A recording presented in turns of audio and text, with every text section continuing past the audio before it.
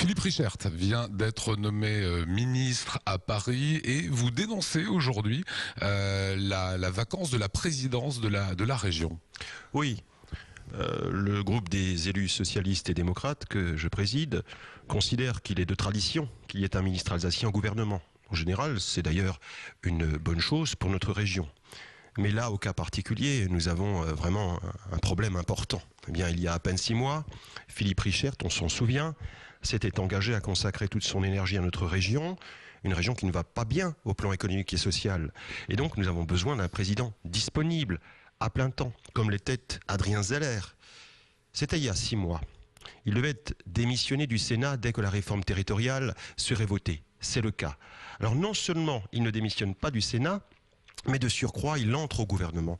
On connaît la charge d'un ministre. Nous avons donc un président qui ne tient pas ses engagements, et je crois que ce n'est pas une façon moderne de faire de la politique, et qui sera absent de la région Alsace la plus grande partie du temps, ce qui est totalement inacceptable. Alors il ne pouvait pas imaginer il y a 6 mois qu'il serait ministre. C'est-à-dire aujourd'hui vous demandez quoi? Vous demandez qu'il démissionne de la présidence de la région et qu'un vice-président devienne le nouveau président? J'estime qu'ayant été élu il y a 6 mois, au terme d'une campagne au cours de laquelle il s'était engagé, il aurait dû décliner cette proposition.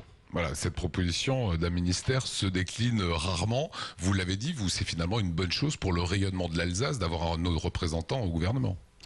Je pense qu'il y a en Alsace des personnalités éminentes.